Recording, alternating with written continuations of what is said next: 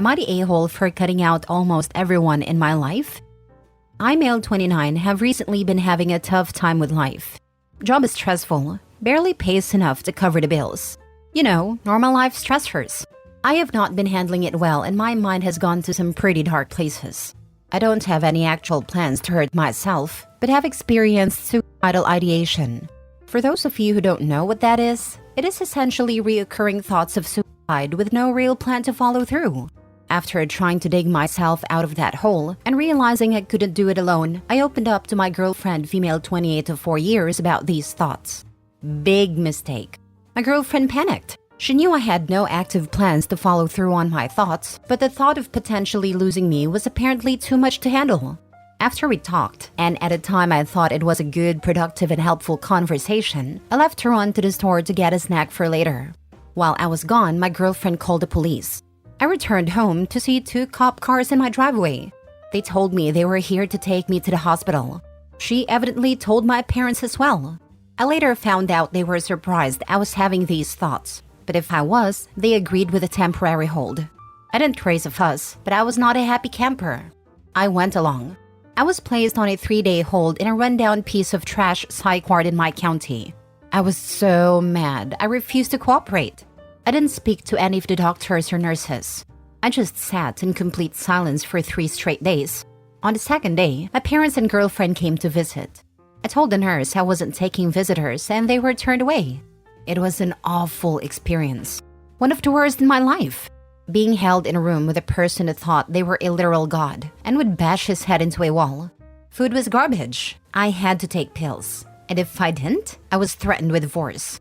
Doctors didn't have any evidence I was actually suicidal, so after 3 days, they had no choice but to release me. My girlfriend and parents were there to pick me up when I was released. They seemed happy to see me and asked all sorts of questions, mostly about how I was feeling. I didn't respond. I walked straight past them and walked home, 3 miles in the rain. When I got home, I told my girlfriend we were done, that she had until the end of the week to pack her stuff and get out of my house. I told her I no longer trust or love her and never wanted to see her again. My parents berated me, saying that was too harsh and she was doing what she thought was best. I told them if they wanted to take her side, so be it. I would be done with them too. I blocked their numbers and told them if they stepped a foot on my property, I would call the police for trespassing. Oh, and on top of everything else, my insurance wouldn't cover my stay, so now I'm $10,000 even further in the hole. Am I the a-hole for dumping my girlfriend and cutting off my parents? Now for the top comments. As someone who has permanent ideations, I'm so glad my spouse understands me. Psych wards are crap holes and are only a help to those in severe crisis. Not a-hole. You may be able to challenge the bill and at least get it reduced. I'm sorry this happened to you. Going to call the hospital and the county health department tomorrow to see if I can get that bill reduced. Thanks. Make sure to request an itemized bill and talk to the billing department. A lot of the time they can reduce it as a hardship. They also sometimes have charities to help with it through the billing department. If you're in the United States, check out NAMI. They actually help people like us and make the system treat us like humans. As someone who has been suicidal, not a-hole, calling the police on your significant other because they told you they feel suicidal is cruel and inappropriate. There are whole crisis lines for that stuff. You need a therapist and psychiatrist, not a nurse staring at you to make sure you don't end yourself for 3 days. That's kinda how I feel. I don't mind her trying to get help for me, but in her panic, she chose the nuclear option and messed up my life even more than it was. Absolutely. She was ignorant, as are the people in this thread. You can tell who doesn't have experience with psych hospitals. In my professional opinion, all they do is load you up on heavy meds and watch you so you don't hurt yourself. That can be incredibly helpful for people who have disorders that must be heavily medicated like psychosis and mania, as well as for people who have actively attempting suicide. Some people with depression, like you, have it because of life circumstances. You need a therapist. Maybe don't cut them off for worrying, but it's very fair for you to be angry and take space for them calling the police on you. Heck, I probably would have broken up with my partner if they did that. Thank you for your understanding. Those 3 days were hell. I don't even know what pills they gave me, but they made me physically ill and all looped out of my mind. They typically start with sleeping pills/antipsychotics because those help really suicidal people a lot. Probably some Seroquel. I know you said your insurance doesn't cover mental health, but call your county's community mental health center and they'll see you on a sliding scale fee. Next story. Am I the a-hole for demanding that my girlfriend apologize to my son and refusing to kick him out? I have been with my girlfriend for 3 years. I have a 13-year-old son, James, and she has an 11-year-old son, Mark. Mark and James have different bedtimes. Mark goes to bed at 8 and James goes to bed at 9. Mark also has severe ADHD, autism, and a lot of emotional regulations problems.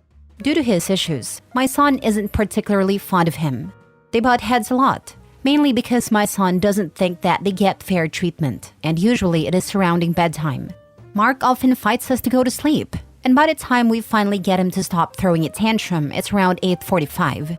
James feels that he should be able to stay up later because Mark is awake until 8:45, which is 45 minutes past his bedtime. So, at that point, James runs his mouth nearly every night about it not being fair to him, and that he should be able to stay up 45 minutes later. However, this also happens even when it takes only 10 minutes to get Mark in bed.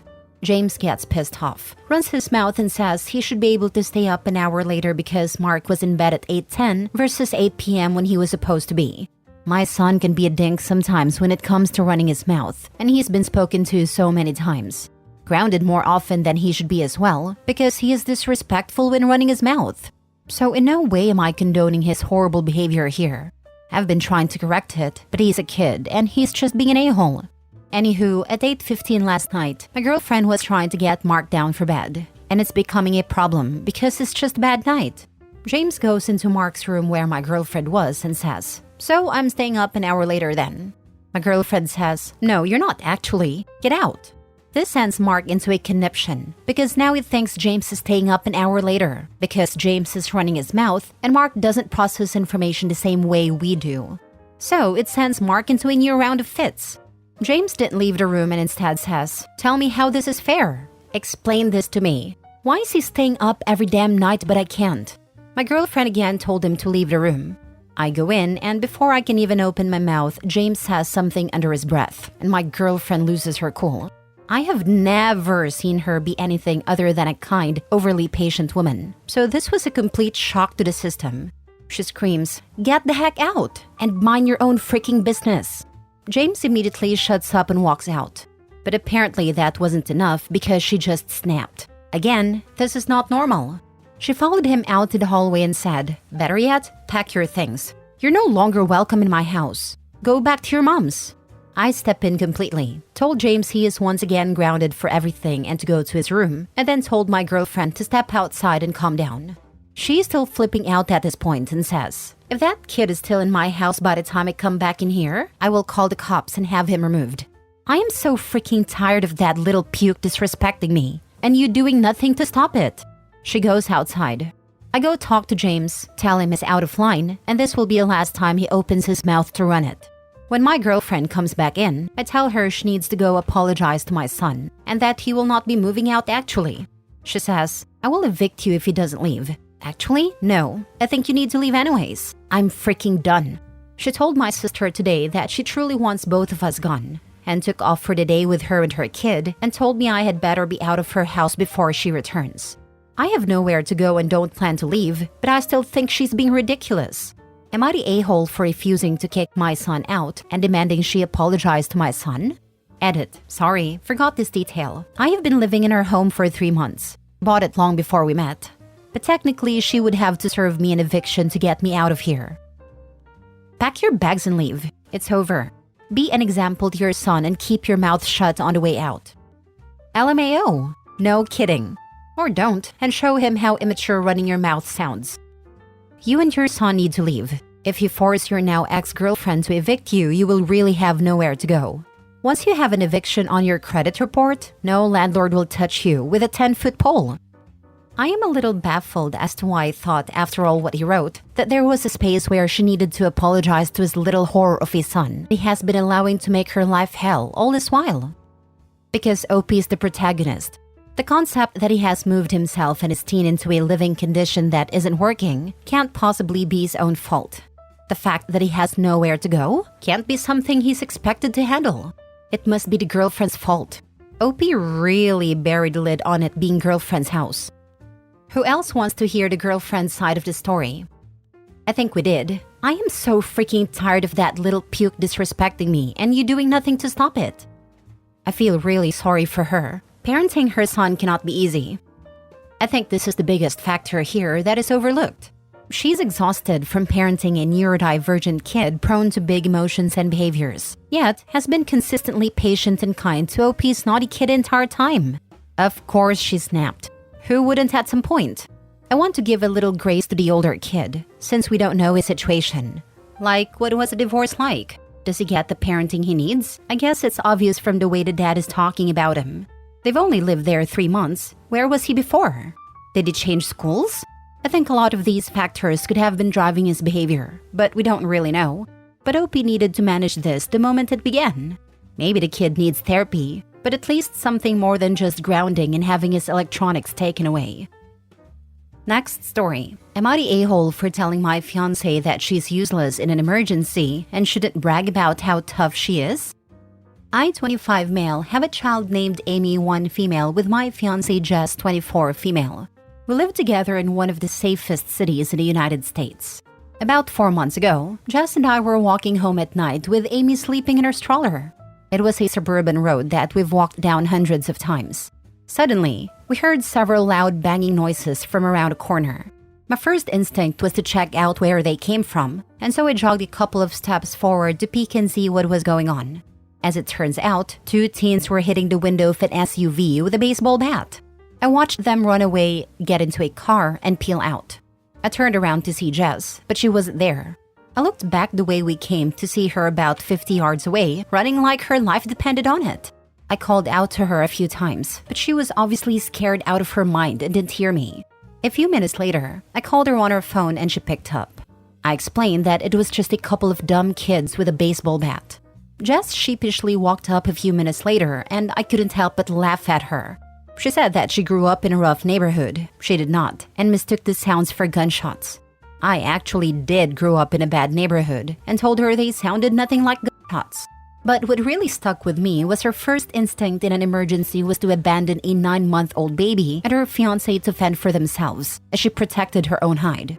Well, last night we were watching a documentary together, and there was a scene with a woman who was frozen in terror during an animal attack. Jess scoffed and said that if it were her, she would have fought back, especially if Amy were with her. I looked at her for a few seconds and then said, "Yeah, you don't really know what you do." Jess insisted that she would have fought tooth and nail against any threat against our daughter. To which I responded, "Even a couple of kids breaking a car window with a baseball bat? Let's call it for what it is. You're kind of useless in an emergency." Jess stood up, called me stupid, and walked away.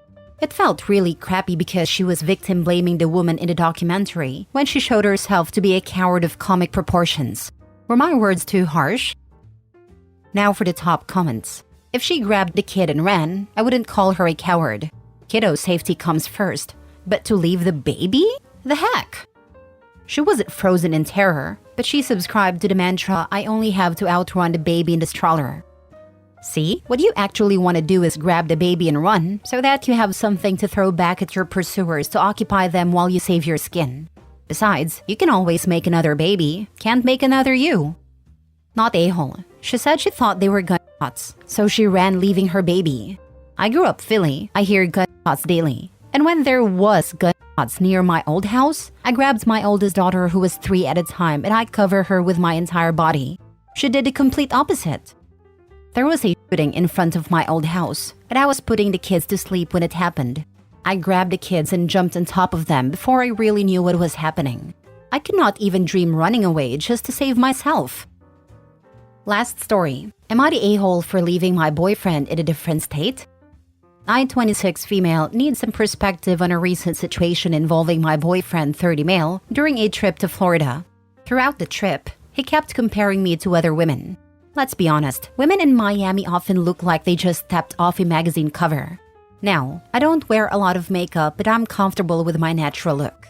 I believe in embracing authenticity and loving myself as I am. However, my boyfriend seemed infatuated with these women who looked like models.